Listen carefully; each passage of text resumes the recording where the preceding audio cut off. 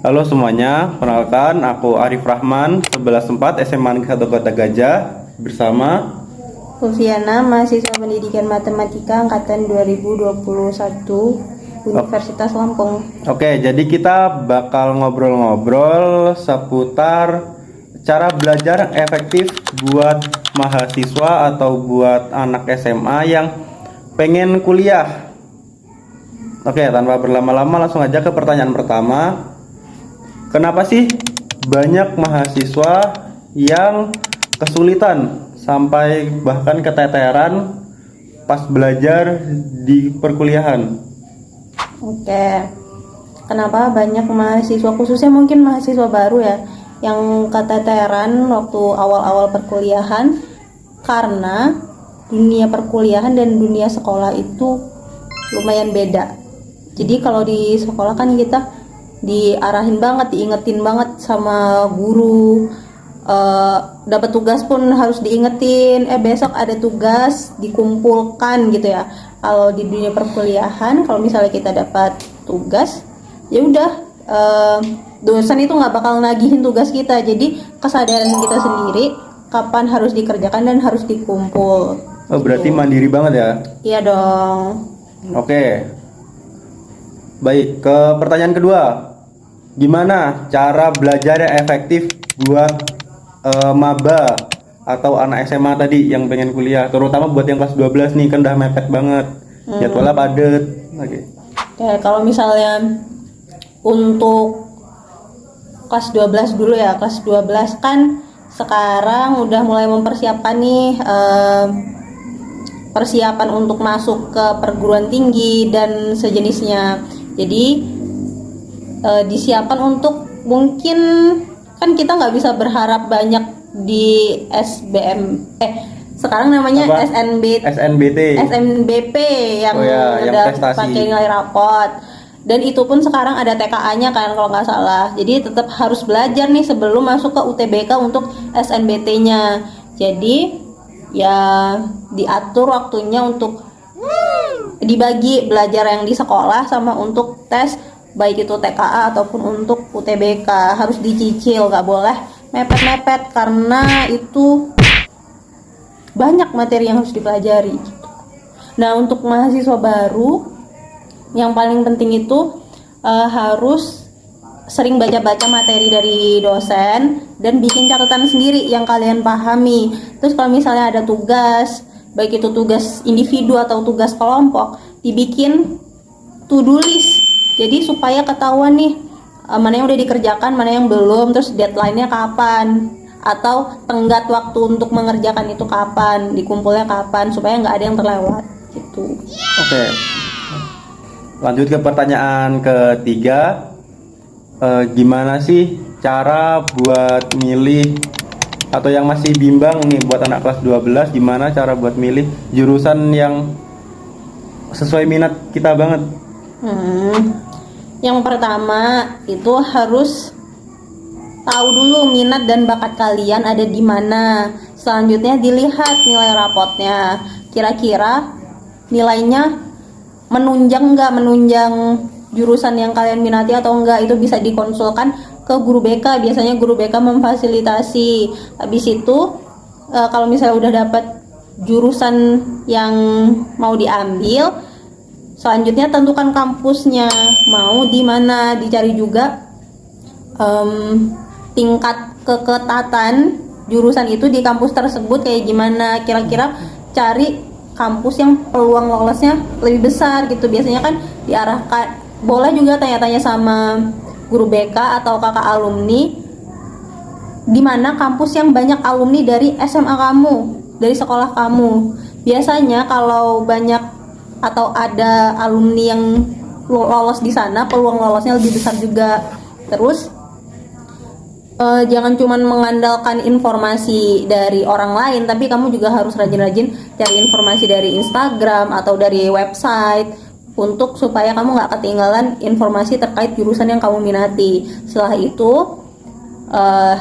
boleh selanjutnya dicek atau dicari lingkungan di sekitar kampus itu kehidupannya seperti apa, terus untuk tempat tinggal, untuk rencana yang lebih jauh lagi, apakah nanti mau ngekos atau mungkin ada saudara di dekat kampus, itu juga menjadi pertimbangan atau sebagai bentuk informasi yang perlu dikumpulkan sebelum kamu melanjutkan ke jenjang perkuliahan. Oke, jadi harus disiapin matang-matang ya. Betul. Sebelum. Oke, lanjut ke pertanyaan selanjutnya. Gimana sih cara membagi waktu buat mahasiswa baru? Kan buat mahasiswa baru kan kegiatannya banyak nih. Itu gimana sih cara membagi waktunya?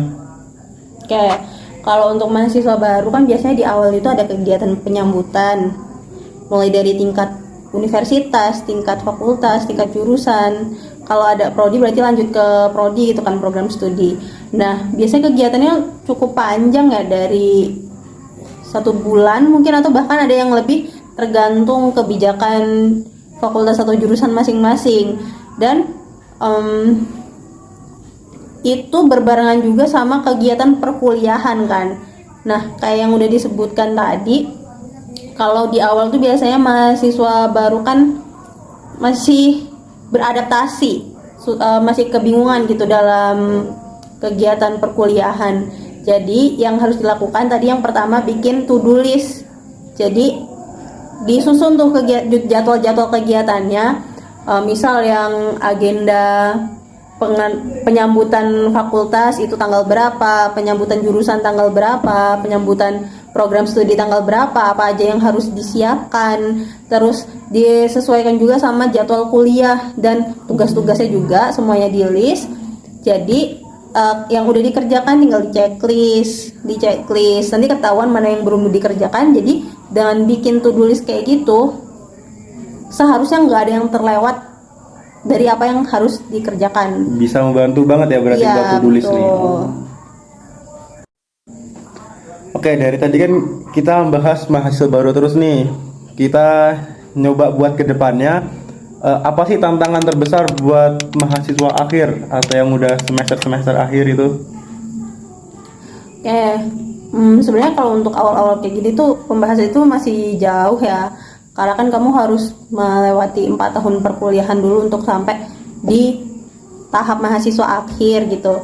Tantangannya yang pertama pasti karena sebagai syarat lulus kita harus bikin skripsi. Walaupun kayaknya ada beberapa kampus atau fakultas yang mengadakan program untuk bebas skripsi, tapi bersyarat, ada syaratnya. Entah kamu bikin karya ilmiah dan publikasi atau yang lainnya, itu tergantung kebijakan kampus masing-masing. Tapi yang paling banyak yaitu ya skripsi. Nah, skripsi itu cuman 4 SKS di akhir, tapi berat, gak kayak mata kuliah yang lain karena kamu harus menghadapi dosen pembimbing, dosen pembahas, penguji, terus harus penelitian, harus nyusun, dan cobaan setiap mahasiswa itu beda-beda. Bisa jadi dia dosennya gampang tapi topik penelitiannya susah, jadi menghambat proses pengerjaan skripsinya. Bisa jadi topiknya mudah tapi dosen pembimbingnya sulit ditemui, atau kendala-kendala lainnya yang di luar teknis gitu. Dan di tahap mahasiswa akhir itu kita udah banyak melakukan kegiatan individu ya, nggak sama teman-teman yang lain. Jadi kalau misalnya kita nggak bisa mengatur diri sendiri dan waktu yang paling penting, ya bakal keteteran juga gitu. Jadi sebisa mungkin kita punya target dan kita harus berpatokan sama target itu.